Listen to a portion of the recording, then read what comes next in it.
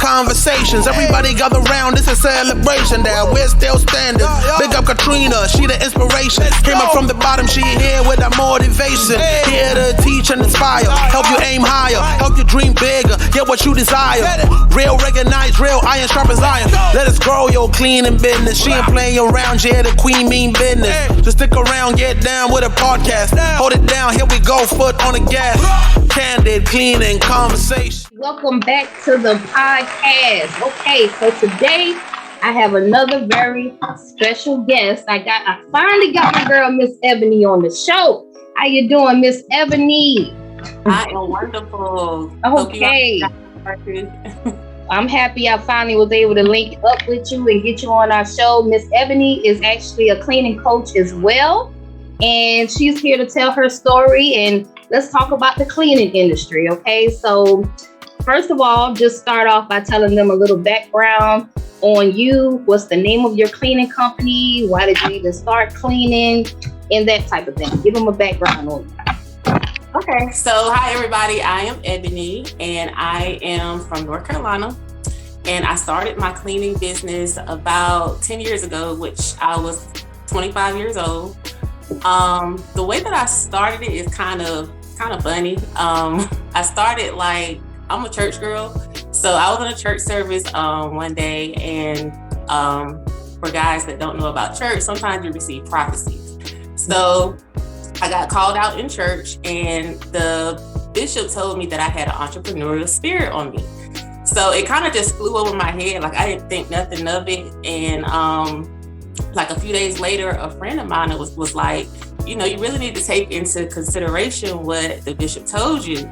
Because she was like, when he said things like that, they kind of come to pass. So I started praying and asking God, okay, what can I do? What kind of business can I start? And didn't really hear anything for a couple of days. And then one night I was watching Love and Hip Hop Atlanta. And I saw that Mimi had a cleaning service. And something just clicked in my mind, that's what I can do. So that's how I started. When I was growing up, my mom never had to tell me to clean my room up. I was very clean, very neat. Always, seeing my parents keep a clean house. So it just kind of rubbed off on me. And here I am today. Awesome. Awesome. So do you have any kids? You got your kids helping you out like me? Yes, I do. I have 2 boys. They have helped me since they were, I think maybe 7 to 8 years old. And now they're 14 and 15. So they've been helping me for years. Yeah. And one just recently started a car washing business. So it's kind of trickling on down. So, yeah. Wow. That's what I'm talking about. Build that generational wealth, man.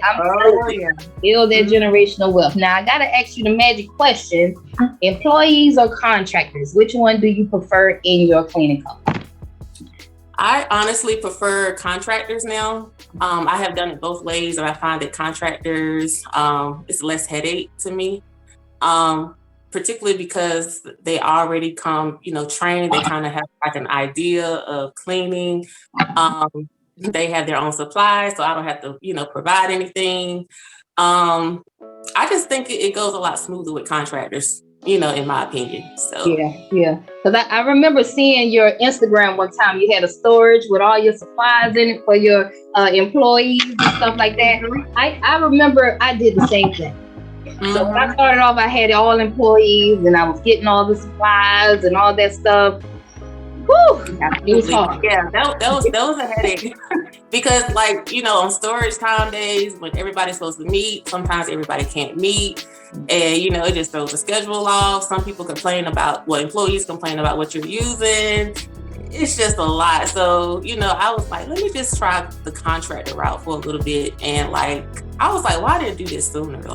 It was so much better. Exactly. So were you, when you decided to go with contractors, were you afraid that they might steal your clients? I was not afraid because I had them sign a non-solicit agreement. Mm-hmm. And also they were pretty credible. I felt like, I could trust them. Right. I did my background research. I called their clientele, kind of got a feel of who they are, their character. So I didn't really have a fear that they would do that. And luckily, like to this day, I haven't had that problem. Amen to that. Amen to that. I had to answer those questions for a couple of people that always like, oh my God, but what if they steal my clients? I don't know. I'm like, listen, it's enough money out here for all of us. And if you hire some loyal contractors, you don't really got to worry about that. But then again, I always tell people that it is the nature of the business. So if it does happen, it is the nature of the business. Like, don't beat yourself up. Don't, oh my God, some things you just got to take on the chin. Like, it is what it is, So absolutely. I have a contractor now. She'll tell me like when clients try to vet her. Yeah. So I'm like, girl, you loyal to tell me that. So yeah. I've had within the last 2 months, I've had 2 of my contractors come back and tell me that 2 of my clients wanted to just take them. So when you start finding those loyal people, and then with my contractors, I actually coach my contractors too. So being that I'm a coach, I bring on these new cleaning companies and I coach them as well. I offer my coaching service to them as well for free. And that's showing my appreciation that they, for them working for my company and being loyal, man. Like, I'll help you, you help me. Let's go together, and awesome. That's just how we do, So I do all contracts too, by the way, you guys, in case you don't know. All right, Ms Ebonie. So let's get down to the nitty gritty. All right, I want to talk about any challenges that you have faced, like just during your cleaning business journey. Most of the challenges that I faced is dealing with like employment. When I did have employees, I never had an issue like finding people. The issue was keeping people. Like, this is just a high turnover industry as far as like employment. So, I could hire, I remember hiring one girl one time and she was a no-show, and we had like a full day. So, and then, another time I hire someone and they'll work for like 2 days and they're scheduled to show up on the 3rd day and they call me, I quit. So I'm like, it's just hard keeping, people in this industry.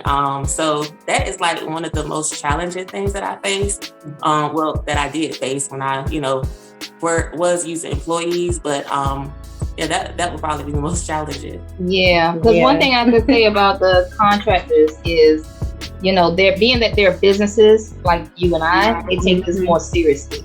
Like, absolutely. I haven't had to worry as much because I know things happen in everybody's life, but it don't happen as much to a business because I know if I have an account, I am responsible for that account. Absolutely. It don't matter whether my car breaks down. I got to figure it out. Okay, I have to figure out how to turn that account, who's going to turn that account, all that good stuff. I got to figure that. That responsibility is so long. And I needed to partner with other people that had that same mind frame. Now, employees are a little different, especially when you're hiring teenagers or people don't really have bills, that type of thing we deal with. Yeah, I would definitely have to agree. Employees, I can't deal with. I just can't do it.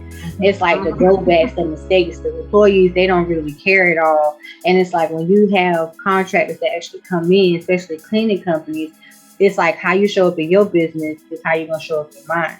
And how I show up in mine is how I'm going to show up in yours. And it's like a lot of people, they don't seem to understand that. But you could pick them out and say, oh, this person ain't going to last, even if they work like this day. You have like a worker or contractor that's dedicated. Like, for instance, I have one contractor. She has never, I think her first call out was maybe 60 days after she started working for me.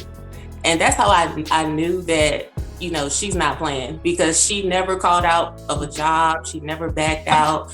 And when she called and said, I'm not feeling too well, I was like, yeah, something is definitely wrong, because you never like back out of a job. You always show up. So that's how you can kind of tell. I think one of the things that's important to remember is, you can hire people, you can check their background, you can get references, but you really don't know who you have until they start working for you. That's right. So, yeah. So that's just the scary thing. Like, once, they get in there and show their butt, I mean, hey, it's time to like just let you go. So yeah. So she really goes by their rapport. That's the same thing we do. We go by their rapport. We're dealing with that now with a certain person where, if you have a background of calling out for foolishness, and then something serious happens, maybe it did happen, maybe it didn't. We don't, because you always call out for little crazy stuff all the time, But we try to fizzle out those people. We want all A players on our team. That's it. We want a line of A players. Right. And I say it's very important to like reference check. I ask like when applicants to always supply me with references that are professional. So I had this one instance where this lady, she like provided a family reference, which was her sister. So I called and checked, and even her own sister was like, "Ma'am, I'm gonna tell you the truth. Don't hire her." Wow, this is your own sister telling me not to hire you. So she was like, no, she was like, I own a business. I would want someone to tell me, don't hire her. You would not, be able to trust her in a client's home. Don't do it. She was like, please don't tell her I said this. I was like, well, thank you for your honesty. So, just reference check. You'll be surprised. People like to tell the honest truth. So, you know what? We went through that one time with this young lady came inside our office, and she was like, she had a friend that was going to be interviewing right after her, but she told us, listen, if I was you, honestly, I would not hire her because she has a bad rapport of calling out, and she's going to say that her car is going to break down. Like, she's just like, if I was you guys, I'm just giving you the heads up. It was totally opposite. And when I tell you, we listened to her, and we was like, oh, well, thank you for telling us. And then when the girl came in, we were like, Let me tell you why it was the total opposite. The total opposite. The girl that was hating on her friend ended up calling out, doing all this crazy stuff. So we was like, she never came and got her check. Wow. Never. Like, she worked for us like what, maybe a week, and then just left. She just vanished out of nowhere.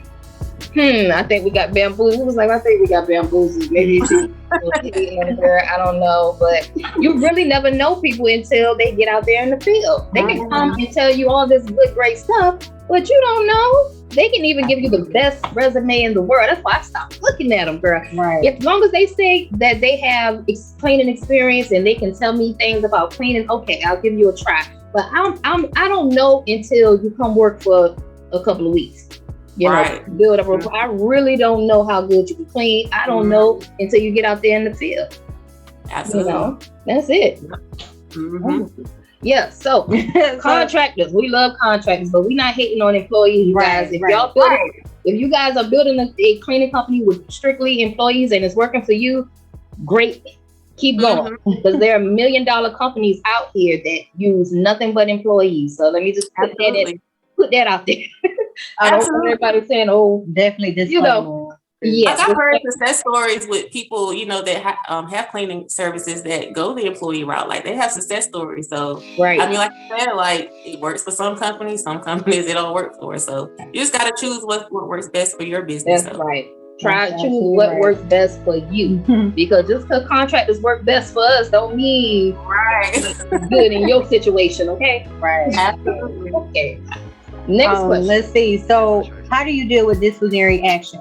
So, say for an example, if your contractor was to have an emergency, and it becomes consistent, how do you deal with that? I just kind of like to pull them to the side and just kind of, remind them, hey, we are running like a professional business here. When we tell clients we're going to show up, like, they're expecting us to show up. So, kind of like, let's get on the same page here. But usually how I handle it, like I said, I have a conversation with them. If it happens again, I kind of like take away, some of the clients from them, because it's not the client. The client shouldn't have to suffer because somebody can't show up. So I kind of like, scale them back a little bit.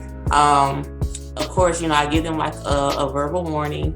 And then after that, if it continues to happen, then I just got to let you go. Right. I know that's right. See, the thing about contractors that I like, employees, you got to do the whole warning, write-up number 2, all this old extra stuff. Yeah. With contractors, I ain't got to keep you on no full schedule. If you didn't do the work and we don't like you, we could start stripping your schedule. We're only going to issue out 1 unit a week until you figure it out. Right. You're one of them type of people, you know. You got to kind of fizzle them out sometimes, you know. But it can be hard because sometimes, you know, people, they'll call because they might have death in the family, you know. But people ain't dying every week, you know. Cars ain't breaking down every week. Like sometimes you'll find that person that just always something, you know. And I know we are very sympathetic to that. We know life happens to people, but it don't happen every week. You know, Right. So see, I had a situation where now I don't know if you guys do this, but okay, so say for instance, your contractors, do you hire like other individuals or another actual cleaning business that have other workers working for them? Have you guys ever had that? Both. Yeah, both. Okay, so that's go ahead. Keep in mind, being that I'm a coach, you know, I coach startup cleaning businesses. So these are people that might just be them working with, you know, their son or daughter or bringing somebody with them, you know, but they just started, got the LLC, you know, just, you know, fresh. And it's just them. They don't have any clients yet. This is just me, you know, and all of my smaller accounts that we don't want, we pass them down to them. Because really, as an independent contractor, you can't solely be their only income. You don't want to solely be their only, you know, income. You know, if you got some smaller accounts, like if I have an account that's like $100 a week, and I have to outsource it for $80, I'm not pressed to make that $20 profit. I'll give that whole client. I'll pass it down, and I'll tell them to do it. So now that's your client number 2. I ain't the only one. Okay, so that's kind of how I do mine with the solo cleaners. And then for my bigger accounts, like we just won a college and we got like 165 units in one building, I might want to partner with a company that has employees. So we found a company that has employees, and we contract that out strictly to that company. They come out there with all their employees, and we make it a partnership. Just contract the whole thing out. We ain't got to worry about it. Right. You know, so that's what we do. We use both. Gotcha. So my preference, I like to use like the individuals themselves, like the cleaner themselves. I had a bad experience where I did contract out to another cleaning business, and constantly like their workers like were no shows. They kept calling out, and you know the owner, you know he was like a new owner. He was fresh into the industry. So I'm pretty sure like managing employees was new to him too. See? So, we don't want that headache. It's too much. We don't want that headache. That's why I contract my big stuff out to a company that has employees. Now they have to deal with the call outs. They have to deal, and if the work don't get done right, guess what? You won't get paid. So they got to stay on top of them people, but they can do all of that. I don't have time for that. Right, that's the thing. Yeah, whenever his employees would show up, he would call me and like be like, you know, my employee didn't show up. And I'm like, well, you're supposed to handle that. These are your employees. So, you know, that just kind of put a bad taste in my mouth. So I just rather deal with like the individuals, cleaning themselves. So yeah. Do you require for them to have like insurance, or do they go under your insurance? Yes, I require general liability insurance. Yeah. Oh, that's good. That's good. So tell us a funny story, Ebonie. I know you got a couple. Go ahead and tell us about a funny situation that happened within your company, whether it was a client or your worker. Because we got plenty of real, we can go ahead and tell you, you know. Honestly, I cannot think of, I'm pretty sure I have some, but I cannot think of none at the moment. I can tell you that we did have an interesting situation where we were cleaning for a writer of The Bold and the Beautiful, like the soap opera. And he was hilarious. So, but yeah, that's the only thing that I can think of. I'm sorry. The Bold I can't think of nothing right now. Wow. Okay. So I'm gonna tell you about a situation with us. Okay. Because we hire frequently just to, you know, wing out the bad people that she was telling you. Because we have A players, B players, C players, D players. So C players are basically the people that's on the way out the door. C players are basically players that we have. They are right, but they typically call out a lot. So that you just stick them in somewhere weak and basically wean them out. We have B players. They're okay, but they picky and they don't like to go certain places. But our A players are like the players that go anywhere. So anyway, we had a couple of downtimes, and we were just letting go of a lot of people because we were getting a report back, and Ms. Johnson's name means everything. So we went on a hiring spree, and this one particular girl came to the unit, and when she came there, like we had an Airbnb. Typically, guests leave tip money inside of the Airbnb. And at this particular unit, now she didn't even say nothing about the tip. Did she say something about? I don't even think she said anything about the tip. She didn't even say anything about the tip. But how we ended up, $60. It was a $60 tip, and how we found out is Ms. Johnson's daughter was going to go clean it as well, because we didn't know. Typically with new people, they don't show up. It's kind of an iffy situation, so Ms. Johnson always makes sure she has a backup. So I think her daughter has showed up as well to come and clean the unit.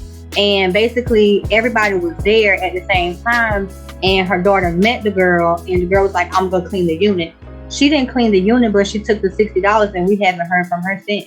Oh, and then she called me and said, oh, so how much money did I make today? Because I'm like, girl, you left the unit. You didn't even finish. Are you serious? Like, I said, let me look. Oh, I don't know what made her call us back like after a while. You took the tip too, and you left, and you asked me how much you was making in it. Ever since then, we not doing no more employees. You contractors, because I can't deal with y'all. I can't deal with y'all. Exactly. Okay, I do. That does bring to my remembrance something. So I did have a cleaner one time. She was an employee. Actually, she was my very first employee that I hired. She was going behind my back, stealing my clients. So I found out that one of my clients had dropped me to go with her. And like a few months later, the girl was charged with theft. She was in there stealing in the client's home. Oh. And, you know, it took everything in me not to reach out to this client and be like, see, this is your fault because you know, hired her behind my back. She wasn't insured. You know, she wasn't bonded. That's the risk that come with hiring, you know, these individuals, you know, first and foremost with a business, an actual business. So yeah, like she went in there and cleaned the lady out, stole like $200, stole some jewelry. So yeah, I was like, look I had that happen before too. When I had a client, that's the same scenario. The girl stole jewelry and stuff from a client. And I think those were like my last days of employees. It was just always something that I had. I was like, I don't have the patience to deal with my kids at home and deal with this. This is a lot. Okay. I'm like, girl, payday was Friday. You stole on Thursday. Right. Okay. And then you still asking for your check and all this. Listen, girl, here. Just bye. I can't with y'all because my reputation is everything right now, and I just can't. But not saying that employees are bad once again. Right. Because I told who we were talking to on the phone. I was telling that story, and they were like, "Hey, you know, employees aren't bad because you know they got $1 million cleaning company. With strictly employees." I mean, I don't understand. You know what? I can't say it. I was about to say I don't understand how people deal with employees, but like you said before, to each his own. It's just too much of a hassle for us, like just to even put an employee anywhere because it's always the same. Somebody on the phone, they leave, come back, and I'm like, you already have the employee mindset, so you don't need to be on this thing. So you can deal with that with contractors too, but I haven't as much as the employees. But I think if you want to go the employee route, it's all about company culture. Like you really do have to have that culture that everybody wants to work for. You know, like I remember back in the day, everybody wanted to work at Chick-fil-A because they was just like, they was paying more. Everybody, the employees seemed happy, like they get treated well over there. They built a company culture that what made people want to work for them and do a good job. So if you're thinking about going the employee route, think about the culture, the fun environment that you're going to create for your employees, you know, to make them want to put on your shirt and go out there and give it a good clean. Right. Okay. Right. So those are the things you got to think of. Don't think of competitive pay. Go ahead.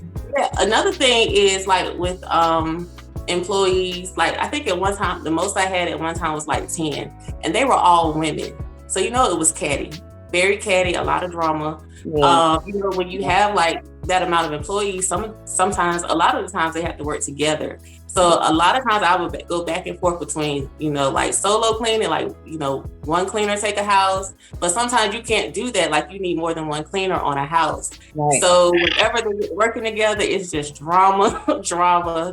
They in the house fussing. You know, one cleaner is mad because they doing all the work, and you know, another cleaner is laid back, chilling, not putting all the work on the other work. So it's just it's a lot less drama when you have contractors, because first of all, well, in my situation, they're like solo cleaners. They're by themselves at these accounts. So it's just like, yeah, it's very catty, especially with women. I hate to say that, but you know, it's just drama. Right. I don't understand that. Like, I don't understand just with our culture, why is it we have to be against each other or be in competition? I don't know what happened between back then and now, but it's just like, why we can't just stick together? We all are going for the same thing, right? And that's generational wealth. So why we can't just stick together? It's a lot of money out here. I don't understand it. But that's another topic.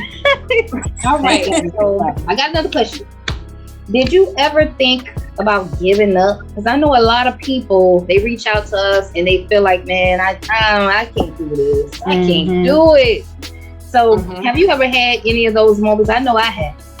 I've had those moments before.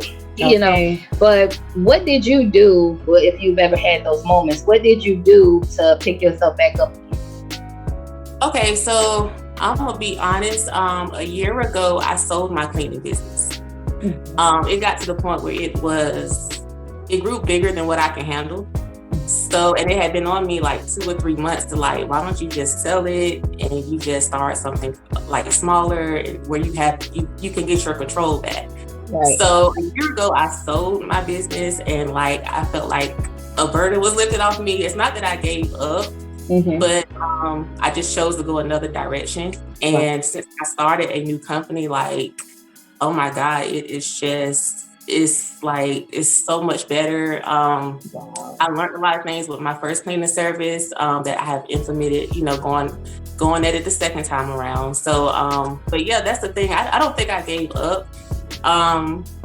But you know, sometimes you just have to let go when you know things are out of your control. Me in my first cleaning service, like, you know, it was only me. I was trying to manage like 10 people.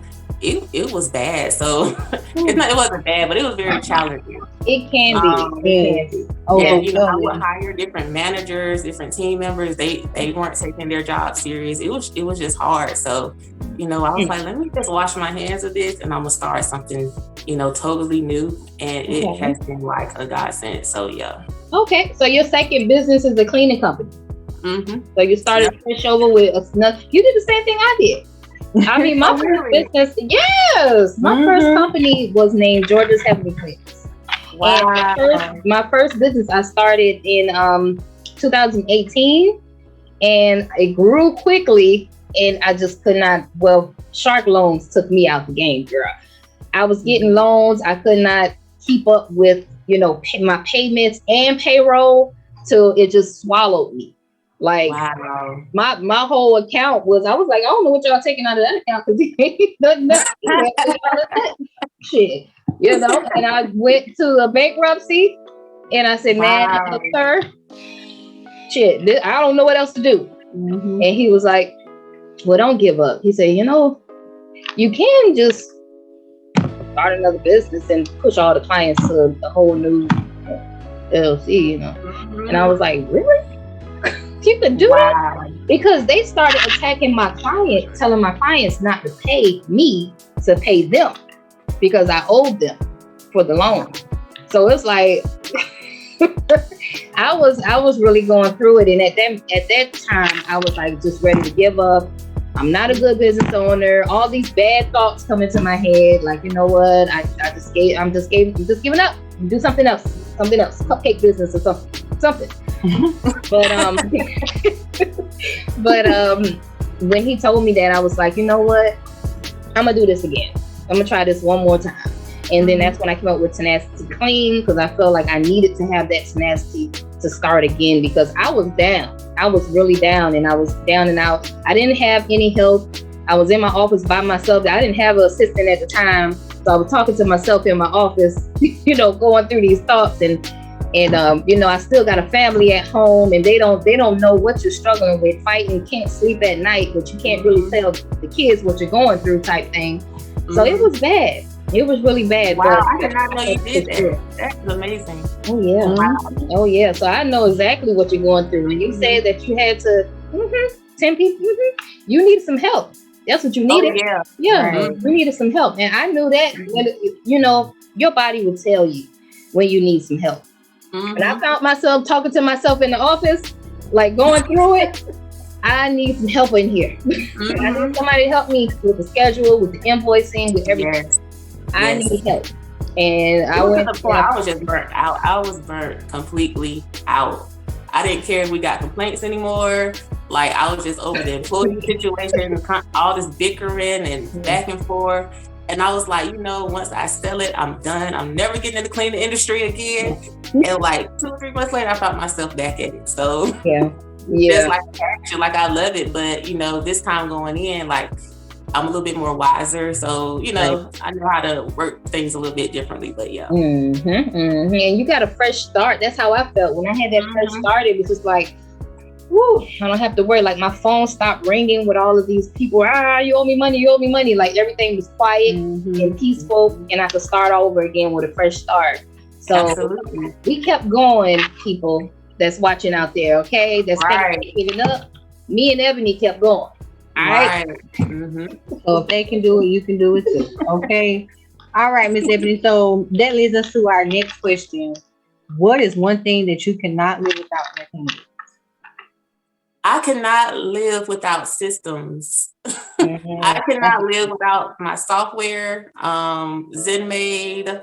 I don't know what kind of like customer relations software you guys use, but I'm very big on ZenMaid. I love ZenMaid. Before I was introduced to ZenMaid, I was so old school and old fashioned. I was actually writing down all of my appointments in my calendar until somebody introduced me to ZenMaid. I was like, oh my God, where has this been? Yeah. So I could not live without ZenMaid. Like I said, software. I have an assistant now. I can't live without an assistant. Like, she is my right hand. Like, I could pass off a lot of stuff to her. I have really learned about delegation, this second time around. It frees me up to focus more on, growing my business while she handles, like the small stuff. So, but yeah, like I can't live without those things. Awesome. I would definitely agree. People don't understand how important it is to have systems, because without systems, it's like your workflow. Your whole workflow does not flow like it's supposed to. So like, what do you do for like marketing, like for a client? So marketing, I'm very heavy on Thumbtack. I know people don't like it, but I love Thumbtack. I have gained like a tremendous amount of clientele on Thumbtack. I just started Google Local Services, and that is amazing. I don't know if you guys have heard of that, but that has really, I'm about to kick Thumbtack to the curb. That's how it's called Google Local Services? Google Local Services. It's another extension, not the regular Google My Business. It's another extension that they have out now. And like when people Google cleaning services, you pay to have your business at the top. So okay. You can just like Google ads. Okay. Makes sense. Okay. That's cool. Because a lot of our clients now, they're actually just finding us on Google. So when you get those reviews and Google just starts putting you up there, and I ain't gonna lie, I didn't even pay for no ads this year, and my phone rings every day. So we gotta be doing something right, and every time we ask, they say, we found you on Google. We just Google cleaning company in Savannah. So that's why we tell people, man, if you just started a cleaning company, you need a Google My Business page. You need to be on Google, okay? Because that's what people look at to find cleaning companies. Absolutely. You know, years ago, I would say that it was Facebook. Like when I started years ago, about 10 years ago, it was Facebook. It was social media. Like a lot of people found me on Facebook, but you know, as times change, like of course, different platforms show up. But like the return is so great on Thumbtack and Google. Like I really don't even market that much on my like Facebook business page or IG because like the client, they just constantly keep rolling in from these two platforms. So yeah, that's good. That's what's up. I like that. Okay. Yeah. Okay, so when you look for candidates in your cleaning company, what are some things that you tend to pay attention to? Did you say candidates? Okay. They have to have experience. Like I said, this time around, I'm doing contractors. I don't have time to be out there training people. So I want someone that's familiar with cleaning, you know, different chemicals, some years of experience. That is the number one thing that I look for. Like I said, I'm a big reference checker. You know, I'm calling, checking their background, their character, talking to people that they've done business with. Making sure, you know, they give me the okay that, hey, yeah, you can hire them. They're good. Right. That's like the main thing for me. Okay, cool. And what would be something that you, like an advice that you would give someone else who's just starting up into the cleaning industry? What would you tell them on how to get started and how to face the challenge? I would tell them to just start. Like, don't keep putting it off. If like now is the time to start a cleaning service. If now, I mean, just do it. Especially like the house cleaning. Like I don't know, it's so many different niches out there, you know, as far as like under the cleaning umbrella. But I would definitely say pick a niche first. I know when I first started, like I was doing some of everything, you know, because I thought that's what cleaning companies do. You know, I was in there cleaning dishes, cleaning carpet, cleaning windows, you know, just stuff that I didn't feel passionate about. But, you know, once I, you know, grew as an owner, you know, I realized you can cut some of this stuff out. You're not doing like, this is your business. So, you know, for me, it's house cleaning. I love house cleaning. But I know it's a lot of different niche. That's what I would say. Just pick your niche. You can do house cleaning. You can do Airbnb cleaning. You can do just move in, move out cleans. You can do just carpet cleaning. You know, it's so much you can do. Just pick one and go at it. Like be a beast at it. That's right. Okay. So last but not least, tell the people where they can find you at. Give them your company name, your Instagram, Facebook, LinkedIn. Where can they find Ms Ebonie if you want to tap in and connect with Ms Ebonie? Where can they find you? Okay, so I'm on IG, the Cleaning Biz Mentor. That's where you can find me. Okay. And I'm just on IG right now. All right. So do you have a website, Ms Ebonie? I don't have a website yet. Nope. Okay. Still in the making. Cool. Okay. So IG, you guys, y'all go check Ms Ebonie out. And you got a YouTube channel, right? Oh yeah, I am on YouTube. Thank you. Ms Ebonie. What's your YouTube channel, girl? I'm on YouTube. It is called Essentially Ebonie. There you go. Essentially Ebonie, you guys. Check Ms Ebonie out. Make sure you guys subscribe to her channel, man. Share the love. She is a cleaning business coach and she can help you guys out as well. All right. So I'm going to close it on out. Until next time, we're out of here.